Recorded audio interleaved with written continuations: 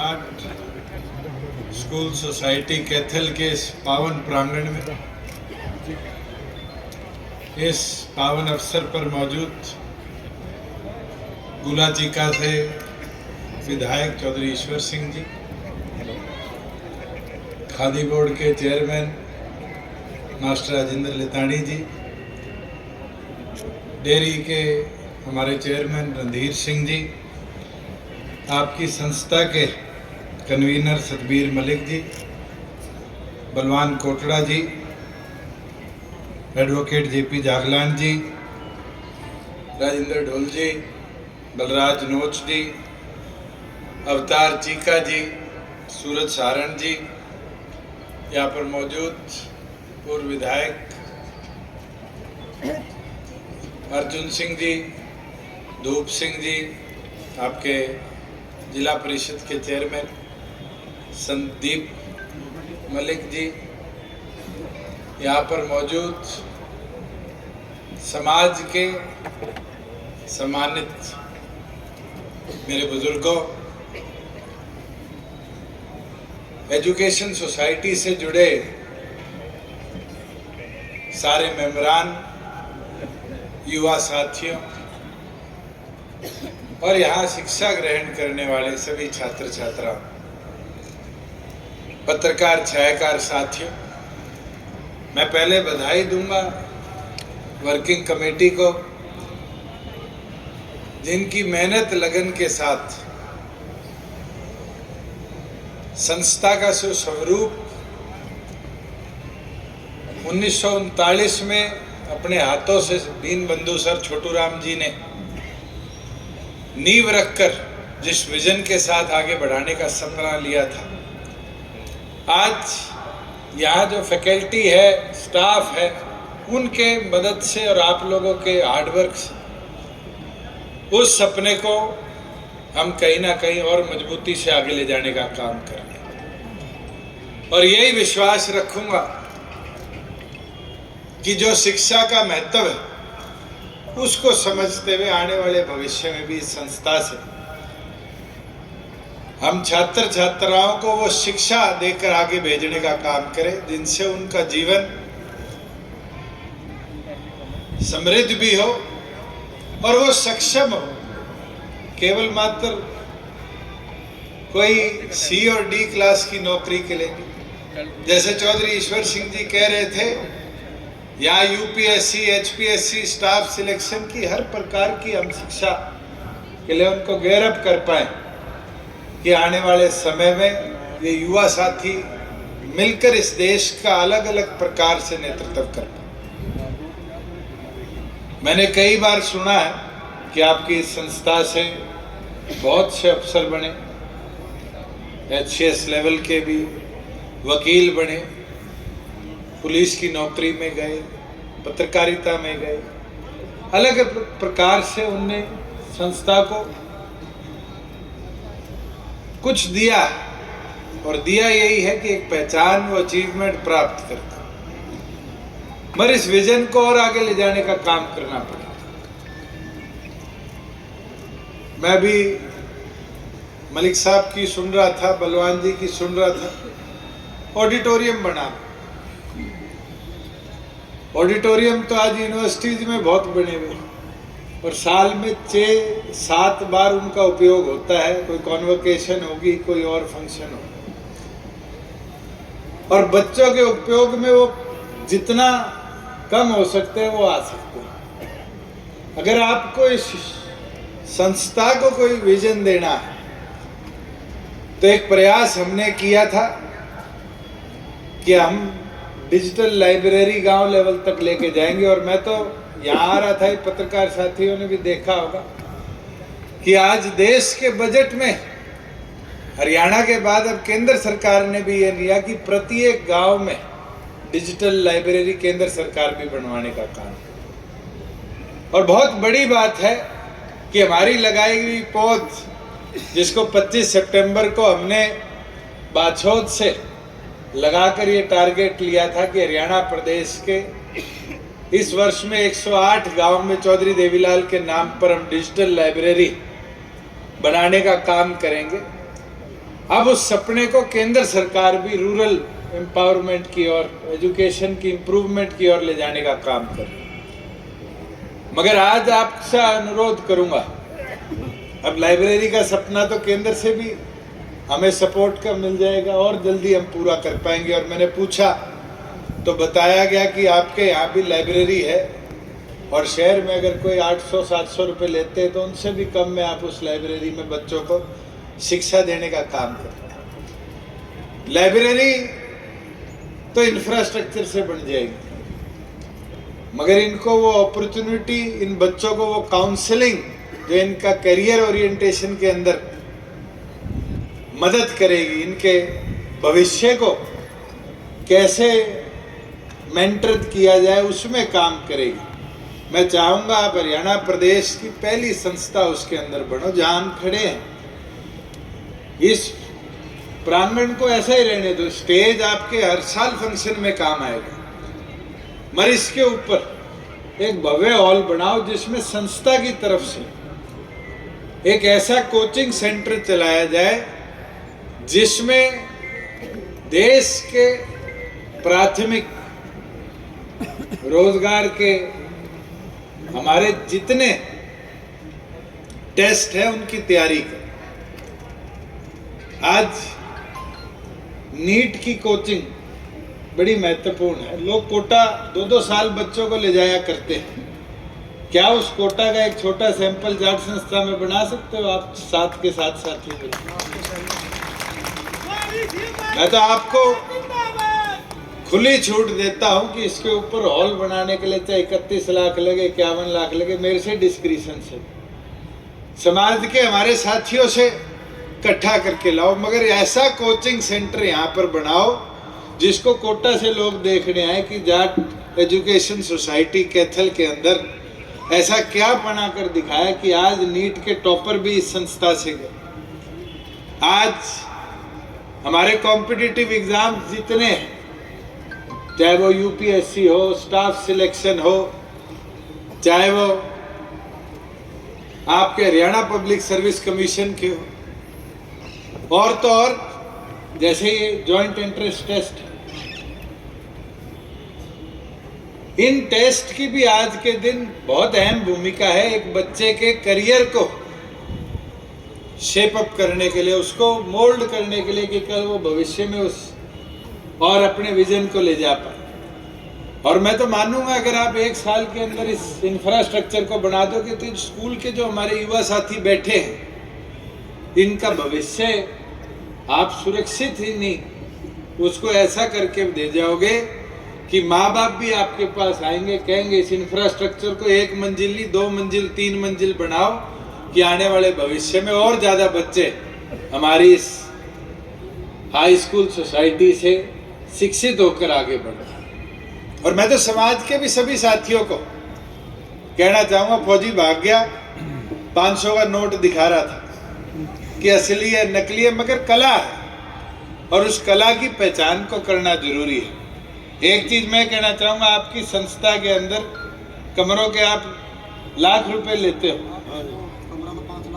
चलो 5 में बनता हो, लाख रुपए आपने रखा हुआ है कि भी कोई अपने परिवार के सदस्य के नाम पे कमरा करना चाहे, तो मैं तो आपको 5 लाख रुपए मैं देता हूँ, फौजी के नाम पे एक म्यूजिक हॉल बनाओ जिसमें एटलीस्ट हरियाणा संस्कृति जो हमारी रागनी है इसको हम रिवाइव कर पाए।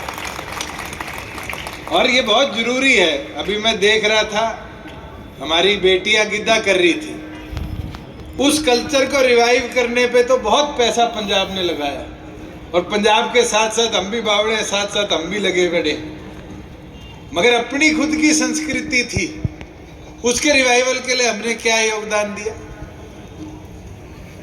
आज हमारी कल्चरल ड्रेस गायब हो रही है, बताओ कितने अब गांव में दामन पहने मिलती है हमारी माताएं बहन। आज धीरे धीरे धोती वाले बुजुर्ग थे वो भी पजामे में आगे, धोती भी धीरे धीरे लुप्त हो जाएगी।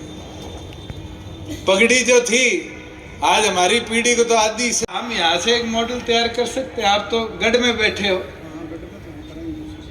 और हरियाणा के कल्चर के अंदर इसकी अहम भूमिका है। और मैं तो चाहूंगा कि एक कमरा हमारे कल्चरल आर्ट के लिए आप डेडिकेट करो, जिसमें रागनी और इस तरह के कल्चरल अपलिफ्टमेंट के ऊपर हम काम कर पाए। मैं तो बधाई दूंगा, जागलान जी ने सारा ब्यौरा दिया कि किस प्रिंसिपल साहब ने दिया कि किस तरीके से हमारे यहाँ के बच्चों ने हरियाणा प्रदेश के अलग अलग एग्जाम्स के अंदर, क्लासेस के अंदर बड़ी मेहनत लगन के साथ टॉपअप करने का, टॉपर बनने का काम किया। और मैं तो सभी अगली टीम को भी कहना चाहूँगा कि आप सारे भी इसी तरह अपने माता पिता का नाम बढ़ाने के साथ साथ अब जिस संस्था में पढ़ते हैं उसका नाम रोशन करने के लिए काम करते रहें, और इसमें हमारा भी पूरा योगदान रहेगा। एक चीज़ बड़ी रोमांचक है, और ये तो मैं तो सारे प्रधानों की जो पहले रहे हैं, मैं ज़रूर उनकी कमी भी मानूंगा, सरकार की भी कमी मानूंगा कि इस संस्था की नींव आज़ादी से पहले की है, 1939 की, और आज तक एजुकेशन सोसाइटी को परमानेंट एनओसी नहीं मिला। तो ये मैं वादा करता हूँ अगले 2 से 5 दिन में आपकी संस्था को परमानेंट एनओसी दिलाने का काम, कि आपको हर साल भागा दौड़ी ना करनी पड़े। इतनी पुरानी और दीन बंधु सर छोटू राम जी की याद में उनके हाथों से बनी हुई ये संस्था है, इसको तो हमें और मिलकर आगे बढ़ाने का काम करना है। और कोचिंग सेंटर के लिए मैं आग्रह करूंगा कि चौधरी देवीलाल की याद में उसको समर्पित किया जाए, क्योंकि उनका एक बहुत बड़ा योगदान था। उनके जीवन में शिक्षा जरूर एक अहम पहलू नहीं था, मगर उनने अपनी नॉलेज से घूम घूम कर ऐसे कार्य करे जो आज पीढ़ी दर पीढ़ी हमारे सबके काम में आ रहे। दीन बंधु सर छोटू राम जी जिस शिक्षा के मंदिर को 1939 में आज उसका स्वरूप बनाने का काम किया, और उस स्वरूप के साथ साथ एजुकेशन के लेवल में प्रत्येक फील्ड में टॉपर्स पैदा कर हरियाणा प्रदेश का नाम रोशन किया। ये मेरा विश्वास है कि ये एजुकेशन सोसाइटी इसी लक्ष्य के साथ आई है।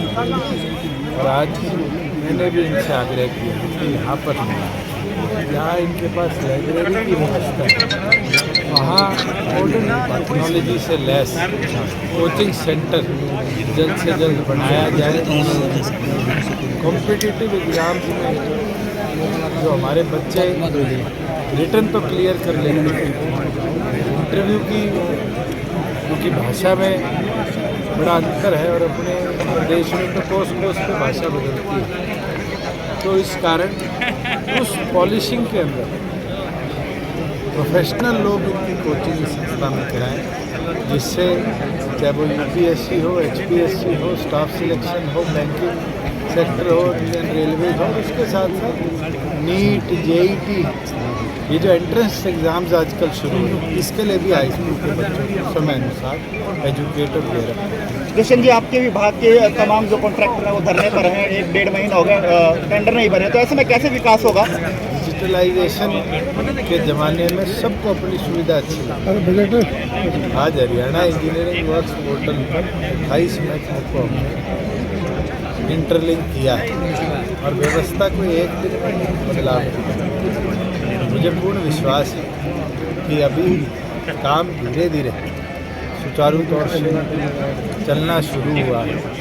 महीने के अंदर जो थोड़ी बहुत कमियां पेशियां हैं उसको भी दुरुस्त करके हम आगे ले जाने सर पूरे बजट के साथ खड़े हैं, सड़कों को लेके बुरा हाल है, विधायक जी विरोध करते रहते हैं आपका। मैं मेरी डिस्क्रिप्शन से 51 लाख रुपये सर केंद्रीय बजट को जल्द से जल्द पूरी तरीके से व्यवस्थित ढंग से बजट को कहाँ देखते हैं सर? केंद्रीय बजट पे क्या कहेंगे सर?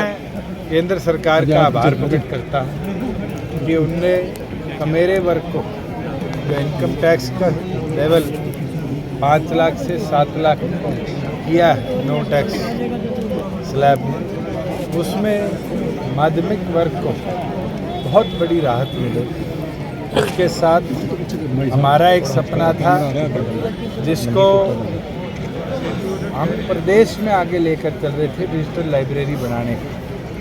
आज केंद्र बजट में ये अनाउंसमेंट हुई है कि देश के तमाम गांवों में अब डिजिटल लाइब्रेरी बनाई जाएगी। बहुत बड़ी शिक्षा के लिए एक अचीवमेंट होगी और ख़ास तौर पर उस ग्रामीण बच्चे के लिए जो शहर के कोचिंग सेंटर में आके महंगी फीस देकर शिक्षित नहीं हो सकते और आने वाले भविष्य की जो नींव है उसको और मजबूती के साथ रखा है।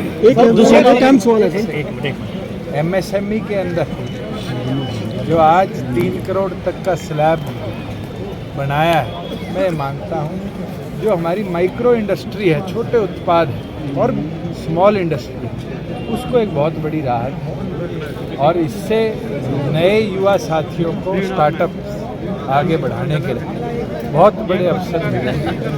इसके साथ साथ महिलाओं के लिए जो आज स्लैब्स बढ़ाए गए, महिला सशक्तिकरण चाहे वो इंडस्ट्रियल हो चाहे वो रोड के स्लैब्स हो, बहुत बड़ा कदम है। एक और बड़ी चीज़ आज करी है वो है प्रधानमंत्री आवास योजना।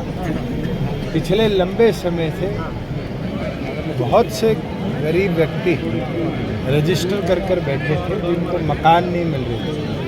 मगर आज इस बजट अनाउंसमेंट के अंदर 76,000 करोड़ रुपया गरीब आदमी के आवास के लिए प्रधानमंत्री आवास योजना में आवंटित करना, मुझे लगता है कि ऐतिहासिक कदम रहेगा और हर उस गरीब व्यक्ति को जो आज मकान की तलाश में है, उसको अगले 1 साल में सरकार वो सुविधा पूरी तौर पर दे पाएगी कि उसका खुद का आशियाना।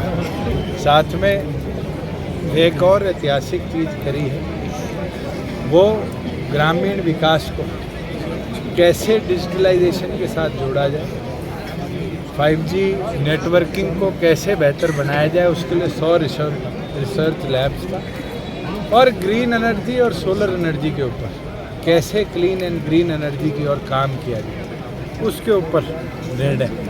मैं आभार प्रकट करता हूँ कि इस बजट से देश को एक नई उन्नति प्रगति की दिशा जो कोविड की महामारी के बाद से जरूर देश की आर्थिक व्यवस्था भी सुधरेगी, नए रोजगार के अवसर भी आएंगे और उसके साथ साथ देश प्रगति के पथ पर। दुष्यंत जी, हरियाणा में सर करोड़ों रुपए का गेहूं, 82 करोड़ से अधिक का गेहूं खराब हुआ सर पूरे प्रदेश में। 22 करोड़ से ज्यादा आपने 1 महीने में जांच के आदेश दिए सर, 2 महीने से ज्यादा का समय हो गया, कोई कार्रवाई नहीं सर। संज्ञान में है, कमेटी ने ही समय मांगा था क्योंकि डॉक्यूमेंटेशन को एक अधिकारी के समय के लिए और 1 दिन के अंदर 7 साल की डॉक्यूमेंटेशन की इंक्वायरी नहीं हो सकती। लेकिन मैंने स्पष्ट जबकि पूरे जिले में हुआ गेहूं तो खराब, कुंडरी तक की जांच को सीमित रख दिया गया, 5 जगह। तो आप ही पूछ लो सारी चीज। जी सर, बोलिए सर। वो तो सुन लो। ठीक है सर, कंटिन्यू। 3 आदमी एक सवाल पूछ रहे हो। हाँ, तो इसलिए बोल रहे एक आदमी पूछ, मुद्दा बड़ा है ना सर, कंटिन्यू करो। बताओ सर। मैंने पहले भी कहा है और विधानसभा में भी कहा था कि एक दाना जो आज ऑक्शन हुआ है उसकी कैसे खराबा हुआ पूरी रिपोर्ट ली जाएगी, ना कि एक गोदाउन की या एक व्यक्ति को, और उन तमाम अधिकारियों को उस इंक्वायरी में डिटेल्स लिए जाएंगे जो यहाँ पर नियुक्त थे इस पूरे पीरियड में जब ये लैप्स हुआ। अभी तो मेरे नॉलेज में ये भी आया है कि जो सड़ा हुआ माल था उसमें भी चोरी है, उसके खिलाफ भी एक्शन लेंगे और इनको किसी को बख्शा नहीं जाएगा। एक डिपार्टमेंट के नहीं है, ये हमारे स्टेट के 3 डिपार्टमेंट्स में, जिसमें वेयर हाउसिंग कॉरपोरेशन, हैफेड और फूड सिविल सप्लाईज के। एक चीज़ ज़रूर है कि ये प्रोक्योरमेंट 18 से 19 के बीच में हुई थी और उस समय अनसीजन रेनफॉल से भी बहुत सा गीला अनाज स्टेट गवर्नमेंट ने परमिशन देकर खरीदा और उस चीज़ की जब तक रिपोर्ट नहीं आएगी जब तक मैं उसके ऊपर कुछ नहीं कहता। तरपाल नहीं ढकी गई थी सर, तरपाल की वजह से सर, नहीं ढकने की वजह से। भाई मैं तो उस समय था नहीं।